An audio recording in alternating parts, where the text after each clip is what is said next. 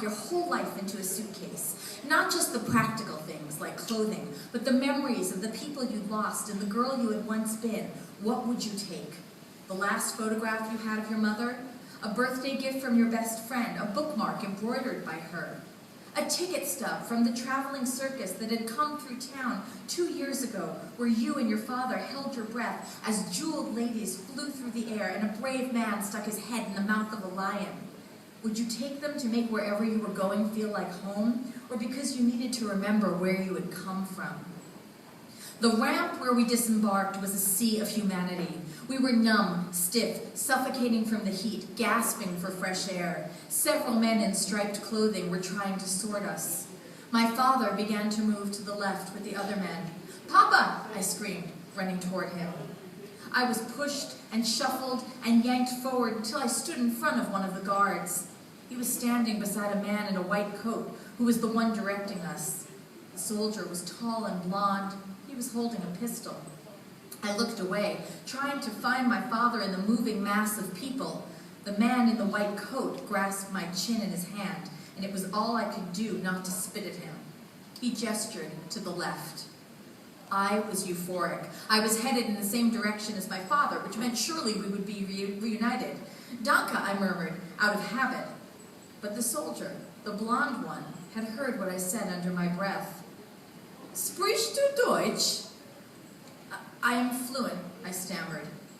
The soldier leaned toward the man in the white coat and murmured something. White coat shrugged. "Recht," he pronounced. My father had been sent to the left, and now I was being sent to the right because I had been stupid enough to speak German. I thought about it many times, about what would have happened if I'd gone to the left, which every muscle in my body was pulling me toward.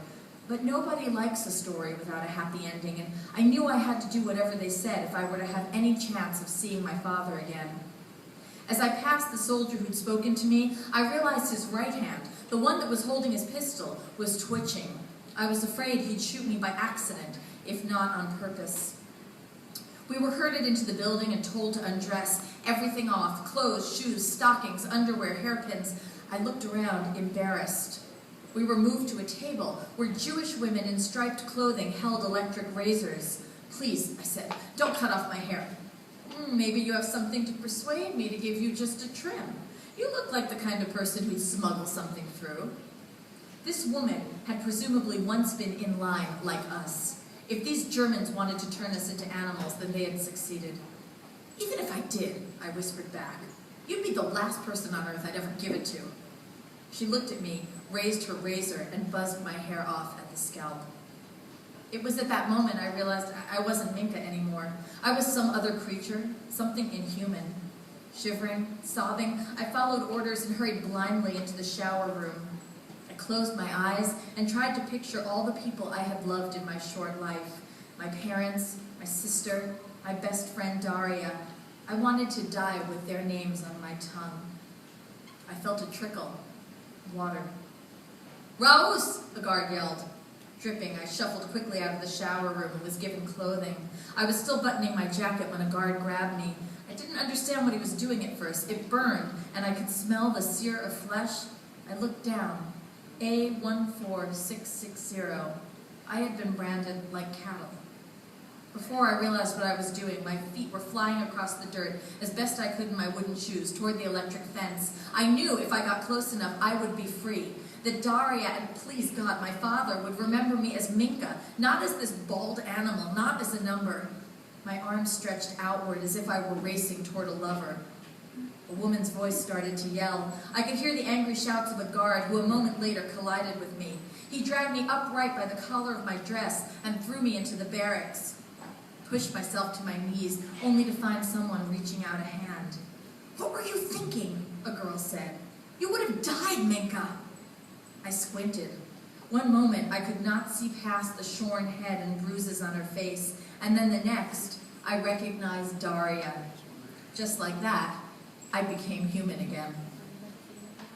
Daria and I lived in a barracks with 400 other women. The smells were indescribable. Unwashed bodies, sweat, festering sores, rotting teeth, and always in the air around us the sweet, charred, sickly scent of flesh burning. At night, the sleeping quarters were so tight that I could feel the hip bones of the woman behind me, twin daggers in the small of my back.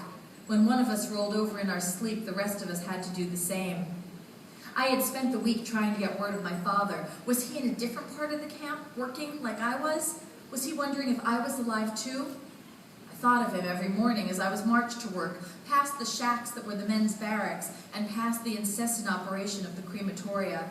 Daria and I were lucky because we had been assigned to Canada. It was an area where the belongings that had come in on the trains were sorted. The valuables were tallied and given to the guards, who brought them to the SS officer in charge of getting them to Berlin. The clothing went somewhere else. And then there were the items that no one needed. Eyeglasses, prosthetic limbs, photographs. These were to be destroyed. The reason it was nicknamed Canada was because we imagined that country as the land of plenty. In Canada, if a guard was looking the other way, it was possible to steal an extra pair of gloves, underwear, a hat. The SS officer who was in charge of Canada also spent a portion of the day weaving among us to make sure we didn't steal. He was a slight man, not much taller than I was. I had seen him drag outside a prisoner who had hidden a gold candlestick up the sleeve of her jacket. Although we didn't see the beating, we could hear it. The prisoner was left unconscious in front of the barracks. The officer returned to walk through the aisles where we worked with a nauseated look on his face. It made him seem human, and if he was human, how could he do this to us? Secretly, when he passed by, I thought of him as Herr Dybbuk, a human man too weak to force out the evil that had taken up residence in him. There was always a little ripple of awareness when Herr Dybbuk arrived or departed, as if his presence was an electric shock. Even though I didn't turn around to watch, I could hear him approaching with another SS officer. They were speaking, and I eavesdropped on their German conversation as I ripped open a hem. So then, the beer hall? At 8. You won't tell me you're too busy again. I'm beginning to think you're avoiding your own brother. Over my shoulder, I peeked. I'll be there, Herr Dybbuk vowed. He was talking to the SS officer who oversaw Appel, the man in charge of the women's camp, the one with the tremor in his hand. The one who wasn't inhabited by an evil spirit. He was just evil, period. He ran hot and cold when it came to overseeing Appel. Either he seemed bored and the count went quickly, or he was on a rampage and took his fury out on us. Just that morning, he had raised his pistol and shot a girl who was too weak to stand upright. When the girl beside her jumped in response, he shot her too.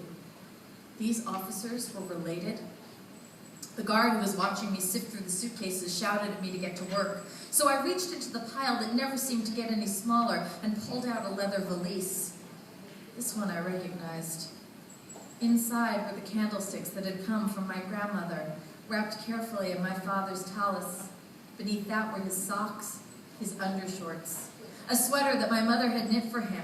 He told me once he hated it, that the sleeves were too long and the wool too itchy, but she had gone to so much trouble. How could he not pretend that he loved it more than anything? I couldn't catch my breath. I had not believed my father was truly dead until I opened his suitcase. With shaking hands, I took the tallis, kissed it, and added it to the pile of trash. I set the candlesticks aside. Then I lifted the sweater.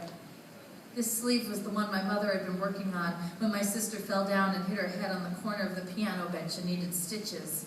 This hemline she had measured against my father's midsection, joking out loud that she had not meant to marry such a gorilla of a man. Wiping my eyes, I started to pull the hem of the sweater. I rolled the yarn up around my arm like a bandage, a tourniquet for a soul that was bleeding out. The guard closest to me approached, screaming, jerking his gun at my face. Do it, I thought. I kept pulling on the yarn until it lay in a nest around me. Somewhere Daria was probably watching me and too afraid for her own welfare to tell me to stop, but I couldn't. I was unraveling too. The commotion attracted some of the other guards. When one leaned down to grab the candlesticks, I snatched them in one hand and then took the scissors I'd used to cut up fur coats, pressing the blade against my throat. The guard laughed. The SS officer in charge of Canada pushed through the crowd. Wem gehört dieser Koffer? To whom does this suitcase belong? Meinem Vater, I murmured. He looked at me for a long moment, then turned to the other guards and shouted at them to stop staring. Get back to work, he said, and a moment later, he was gone. I learned how to survive. The best position for a Pell, when we were lined up in rows of 5, was in the middle, out of the reach of SS guns and whips, yet close enough to other prisoners who could hold you up if you fainted. When lining up for food, halfway through the queue was best. The front of the line got served first, but what they were served was the watery bit that floated on top. If you could hold out to the middle of the line, you were more likely to get something nutritious. The work I did wasn't hard, not compared to what some of the other women had to do. We got to step inside from the cold into the sorting sheds. We hauled suitcases and clothing, but not stone. The most difficult part of my job was knowing that I was the last person who would touch the clothes this man had worn, who would see his face in photographs, who would read the love letters his wife had written. The photographs, they were the hardest for me. They were the only proof that this person had been alive, had been happy, and it was my job to obliterate that evidence. But one day, I didn't. I waited for the guard to walk away and opened one album. I saw a young woman who must have been the owner of this suitcase, smiling up at a young man. I looked at their wedding picture. Then came photos of a baby, carefully captioned. Anya, 3 days. Anya sits up. Anya's first steps. First tooth lost. And then the picture stopped. That night I went home with pictures of Anya. The next day I was bold enough to take 8 photographs. Before I went to sleep, I would take out these photos, this growing deck of the dead, and whisper their names. Anya, Herschel, Gerda, Chaim, Elias, still wailing after his bris,